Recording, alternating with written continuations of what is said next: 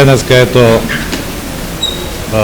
ќе бидеме домаќини на новата министерка за финансии, доктор Нина Ангеловска.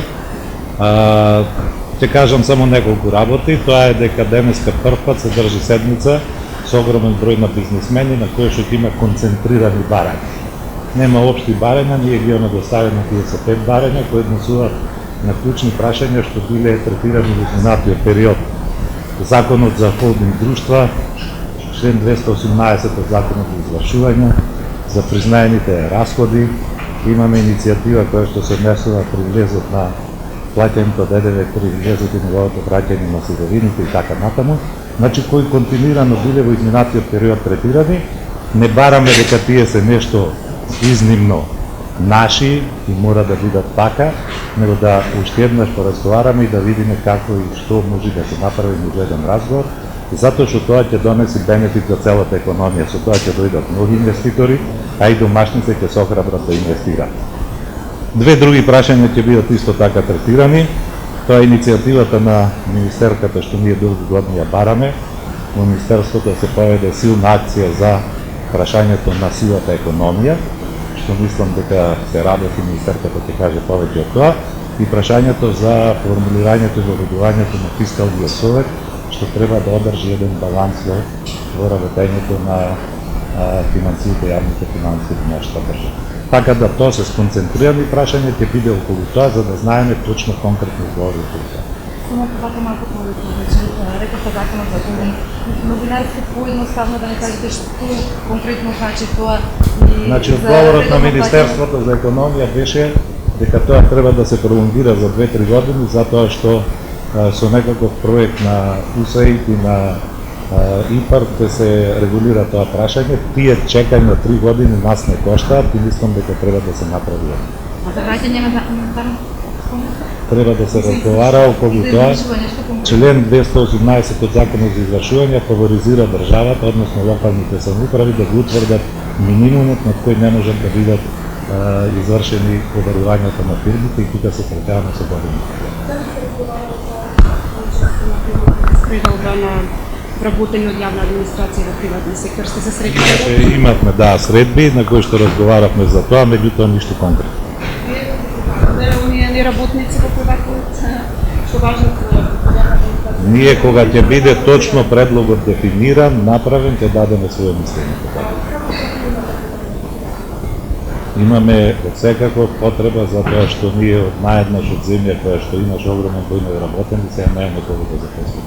Секој што има волја да се преквалификува ќе биде преквалификуван. Како го коментирате односот повладна помеѓу влада Министерство за финансии околу одначувањето на депозитите? Што ќе значи за бизнисот доколку има одначување на депозитите? Веќе од Берза најавија дека би влијало негативно врз домашните инвеститори. Значи тоа е прашање пред се, мислам, за ритейлот, за граѓаните. Има и наши со нас додирни точки, но мислам дека треба да дојде до пролонгирање во ваква ситуација во која што се наоѓаме, да се искористат сите механизми за стимулирање на економската активност и затоа мислам дека треба да користиме.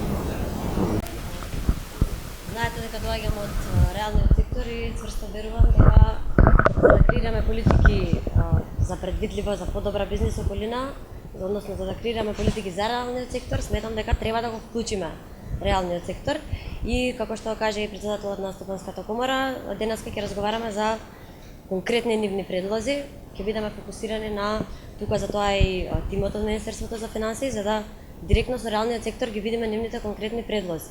Една работа во насока на креирање на попредвидливо, значи на бизнисот, на реалниот сектор, она што бидејќи нели како што кажав, сум од страната на оној кој ги практицирал тие членови од законите во реалност и сега сум од другата страна каде што имам прилика тоа што можеби во пракса било потешко за имплементација да го подобрам, нели? Секако за тоа е потребен реалниот сектор за да може да делуваме онаму каде што е најпотребно и за да креираме попредвидлива деловна околина.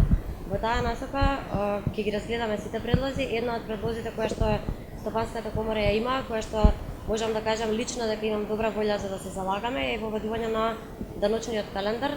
Тоа значи предвидлива околина за бизнисот, стабилност, за да може да знаат да ги планираат однапред своите активности, да не може да се прават нагли промени, например, кои што ќе влијаат на нивното планирање за следната година.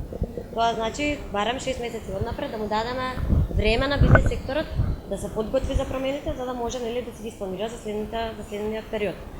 Во однос на ова што го кажа председателот околу сивата економија, денес ќе разговараме за тоа. Јас сакам да ви кажам дека еден од приоритетите на Министерството за финансии ќе биде токму адресирањето на сивата економија со конкретни мерки и предлози. Само еден мал дел од тие мерки и предлози беше во програмата, нели, апликацијата, односно мерката Мој ДДО. Тука можам да ви најавам дека ќе се работи, веќе се работи изминатиот месец на интензивно на унапредување заедно со управата за јавни приходи. Ќе ви ги најавиме дополнително благовремено промените кои што ќе бидат поведени. Верувам дека ќе бидат добро пречекани од сите граѓани, но тоа не е само, нели, за да кога зборуваме за сива економија, тука треба да знаеме дека и на граѓаните и на бизнисот не треба да се чувствуваат дека функционираат во еден праведен даночен систем каде што гледаат дека сите си ги плаќаат давачките. Не можеме ние да зборуваме за да сакаме граѓаните и бизнисите кога ќе се зголемат даноците или било што кога ќе се воведе ново, да го дочекаат тоа со расширени раци ако гледаат дека некој друг не ги плаќа давачки.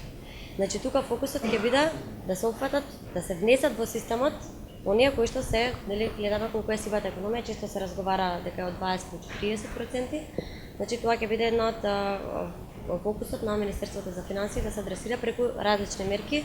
Ќе ве повикаме, ќе ве поканиме да ги споделиме по конкретните мерки кои што ќе вклучуваат, па ќе кажам, адресирање не на оние кои веќе ги плаќаат, туку на оние кои не ги плаќаат своите давачки, да ги внесеме во системот, бидејќи сивата економија не е само во кога зборуваме, многу често се подразбира под сива економија само во пазарот на труд. Зборуваме за не само во пазарот на труд, туку зборуваме за сива економија во електронска трговија, зборуваме за сива економија во нерегистрирана дејност кои што вршат, зборуваме за, значи, еден поширок опфат кој што ќе го адресира.